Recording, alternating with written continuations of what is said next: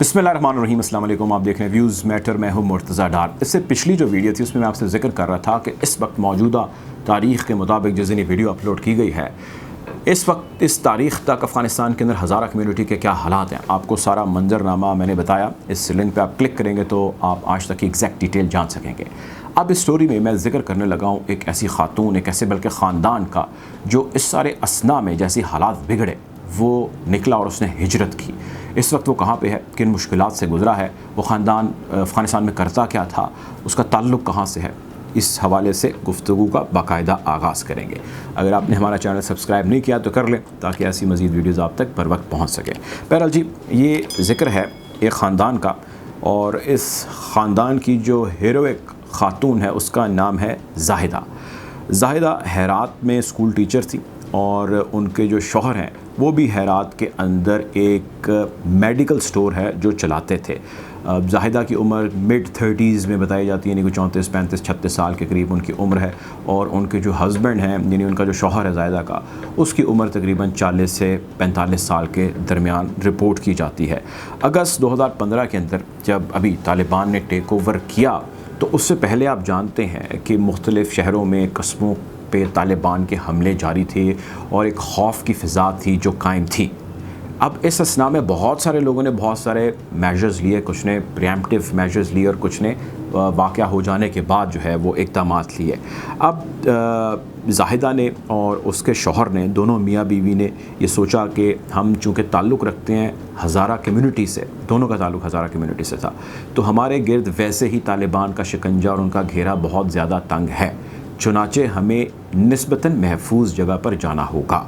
तो उन्होंने जाहिदा, जिसको तकरीबन 2.5-3 माह से उसकी सैलरी भी नहीं मिली थी, जहाँ वो स्कूल टीचर थी वहाँ पे पढ़ा रही थी, और उसका शौहर जो काम कर रहा था उसने भी, दोनों ने वाइंड अप किए अपने मामलात। जो उनके पास कुछ चीज़ें थी उनको फ़ौरी तौर पे औने पौने दामों बेचा, और बेच के निस्बतन जो थोड़ा सा ज़्यादा महफूज इलाका था वहाँ पर पहुँच गए। और उन्होंने सोचा कि इंतखाब ऐसी जगह का किया जाए जो थोड़ा सा बेहतर हो। काबुल का उन्होंने इंतखाब किया और दोनों वहाँ से निकले और काबुल पहुँच गए। जब काबुल पहुँचे तो उसके पहुँचने के 2-4 दिन के बाद ही जो है वहाँ पर कब्ज़ा हो गया तालिबान का। और चूँकि वो हेरात से निकले थे तो उनके निकलने के 2 दिन के बाद हेरात पे तालिबान काबिज़ हो चुके थे। अब तालिबान हेरात में भी थे और तालिबान काबुल के अंदर भी थे, लेकिन काबुल के अंदर क्योंकि इंटरनेशनल डिप्लोमेटिक मूवमेंट काफ़ी ज़्यादा है तो इसलिए उसको हेरात की निस्बत इन्होंने ज़्यादा महफूज समझा। अब जब ये वहाँ पर पहुँच चुके थे तो उनको वहाँ पे पहुँचने के बाद अंदाज़ा हुआ कि उनसे शायद गलती हो गई है या मिसकैलकुलेशन हो गई है। काबुल के हालात तो शायद उससे भी ज़्यादा ख़राब हैं, लेकिन वो और नौयत के थे। नौयत ये थी कि अफ़गानिस्तान के इस शहर से, चूँकि इंटरनेशनल एयरपोर्ट यहाँ पर मौजूद था, तकरीबन सारा ही मुल्क यहाँ पर मौजूद था और वो हर कोई यहाँ से निकलना चाहता था। उस वक्त जिस किस्म के मनाज़िर तमाम टीवी चैनल्स ने रिपोर्ट किए, अखबारात ने रिपोर्ट किए, वो ज़ाहिर किसी से ढके छुपे नहीं हैं, एक गदर की सी कैफियत थी वहाँ पर। अब इस असना में जाहिदा बीबी और उसका जो शौहर है और साथ उसके बच्चे थे, उनके 2 बच्चे थे, इन दोनों ने ये तय किया कि अभी फ़ौरी तौर पे तो हमारी यहाँ से दाल नहीं गलने वाली, हमारा दूर दूर तक कोई चांस नहीं है कि हम यहाँ से निकल सकें। तो यूँ करते हैं कि कुछ दिन सब्र करते हैं, थोड़ा सा रश कम हो और उसके बाद देख लेते हैं। तो चुनाचे दोनों मियाँ बीवी ने 4-6 दिन के लिए वहाँ पे किसी जगह पे, महफूज जगह पे पना ली और इस रश को निकलने का इंतज़ार करने लग गए। अब जब वो इंतज़ार करने लग गए तो 6-7वें रोज़ उनके अंदर ये भी फ्रस्ट्रेशन पैदा होनी शुरू होगी कि ये ना हो कि आगे यहाँ से निकलने का रास्ता ही बंद हो जाए। तो उन्होंने तय किया कि अब जो भी होगा देखी जाएगी, हम भी एयरपोर्ट चलते हैं और चल के वहाँ पे पाकिस्तान जाने की कोशिश करते हैं, पाकिस्तान जाने की ट्राई करते हैं जहाज़ में बैठ के। अब जब वो वहाँ पर पहुँचे तो चूँकि वहाँ पे गदर था और बहुत रश था, इसी असना में 24 तारीख को वो वहाँ पर पहुँचते हैं, 24 अगस्त, और 2 दिन के बाद यानी 26 अगस्त को वहाँ पे एयरपोर्ट पे धमाके हो जाते हैं और धमाकों के बाद फायरिंग भी शुरू हो जाती है। और जाहिदा उस वक्त अपने बच्चे के साथ जो है वो गेट के करीब, जो है जो मेन गेट है उसके करीब मौजूद थी, और उसका शौहर किसी काम से कोई चीज़ लेने आगे पीछे हुआ था। अब जब ये धमाका होता है और फायरिंग शुरू हो जाती है तो वहाँ पे गदर मच जाता है और आहो बका चीखें जो है वो गूंज सुनाई जब देती है धमाके, तो उसके बाद बिल्कुल एक कैओटिक सीन होता है वहाँ पर और लोग भाग रहे होते हैं। तो जाहिदा को फ़ौरन रियलाइज़ होता है धमाके के कुछ ही सेकंड के बाद कि वो ज़िंदा है और कुछ हद तक उसको लगा होश में भी है, फिर उसको लगा वो खड़ी भी होकर चल सकती है, तो उसने फ़ौरन भागना शुरू कर दिया जो महफूज जगह थी उस जानिब। और लकीली थोड़ी देर आगे जाके उसको उसका दूसरा बच्चा और शौहर भी मिल गए और वो भागते किसी एक सिमत में जाने लगे। अब जब वो वहाँ से भागते किसी एक महफूज जगह पर जा रहे थे तो ऑल ऑफ सडन जाहिदा को रियलाइज़ हुआ कि उसकी टांग में बहुत ज़्यादा दर्द है और उससे सही तरह से भागा नहीं जा रहा, क्योंकि पैनिक इतना ज़्यादा था या खौफ इतना ज़्यादा था कि जिस्म में उसको उस तरह तकलीफ़ महसूस उस वक्त नहीं हुई जिस तरह उसको होनी चाहिए थी। लेकिन बहरहाल चूँकि वो कुछ कदम और आगे भागी तो उसको अंदाज़ा हुआ कि जो उसका ट्राउज़र है या उसकी शलवार है उससे खून रिस कर उसके पैरों उसके जूतों के अंदर तक जा चुका था। दोनों मियाँ बीवी रुकते हैं और रुक के जो है वो चेक करते हैं, पता लगता है कि जी उसकी टांग के अंदर कोई बहुत तेज़ चीज़ जो है वो आके लगी है और ज़ख़म उसने कर दिया और उससे खून बहुत तेज़ी से रिस रहा है। खैर वहाँ से दोनों जो है वो भागते हैं और भाग के कोशिश करते हैं कि किसी करीबी हस्पताल पहुँचे। हस्पताल में पहुँचते हैं तो पता लगता है कि जी हॉस्पिटल के अंदर तो पहले ही बहुत सारे मरीज़ हैं, बम धमाका हुआ है, जिसके बाद उनको लाया जा रहा है और हॉस्पिटल में भी हालात जो है बहुत ज़्यादा ख़राब है। करते वो क्या ना करते, कहीं ना कहीं किसी न किसी जगह पे किसी डॉक्टर को उन पे रहम आ गया और उन्होंने उस डॉक्टर को दिखाया और उस डॉक्टर ने उनको हॉस्पिटल के अंदर ही जो है वो एक ऑपरेशन थिएटर के अंदर फ़ौरी तौर पे इमरजेंसी में उनको डॉक्टर्स मूव किया और मूव करने के बाद उनको ऑपरेट किया और पता लगा कि उनके जो टांग है उसमें लग गई है गोली और गोली ने अच्छा खासा उनको डैमेज किया। गोली का वो बेसिकली वो गोली निकालते हैं और उसके बाद जो बिल्कुल एक फ़र्स्ट एड ट्रीटमेंट हो सकता है, यानी कि उन्होंने मुकम्मल तौर पर जिस तरह 100% एक ऑपरेशन को ट्रीट करना चाहिए, जो भी उसकी मेडिकेशन होती है। I am not medical doctor, लेकिन जो मेरी अंडरस्टैंडिंग इस सारे वाक़े से हुई, इस ऑपरेशन से ये हुई कि उन्होंने बस वो काम किया कि इनको बहुत ज़्यादा डैमेज ना हो जाए, इनकी गोली निकाल दी जाए और जिस तरह पट्टी शट्टी करके उन्होंने वहाँ से निकाल दिया और कहा कि जब फ़ौरी निकल के कहीं पर चली जाएँ, आपके ऑपरेशन के बाद यहाँ पर रुकने की जगह नहीं है, चूँकि बहुत ज़्यादा मैसिव तादाद के अंदर यहाँ पर लोग आ रहे हैं। खैर ये वो टाइम था कि दोनों मियाँ बीवी अपने बच्चों को लेके वहाँ से निकले और उन्होंने ये तय कर लिया कि अब हमने यहाँ से पाकिस्तान जाना है और पाकिस्तान जहाज़ से हम जा नहीं सकते, हालात बहुत ख़राब हैं। तो वहाँ पे उसके शौहर ने $175, जो कि उस वक्त तकरीबन पाकिस्तानी 29-30 हज़ार रुपये बन रहे थे, इसके एवज़ उसने एक टैक्सी रेंट की काबुल एयरपोर्ट से और उसको कहा कि तुम मुझे तकरीबन 550-600 किलोमीटर दूर वहाँ से था स्पिन बोल्डक जो है वो एक बॉर्डरिंग एरिया है चमन के साथ। एक टैक्सी उसने हायर की, मियाँ बीवी और बच्चे बैठे और उस टैक्सी के अंदर उन्होंने स्पिन बोल्डक यानी चमन बॉर्डर की तरफ रुख कर लिया और वहाँ पर चल दिए।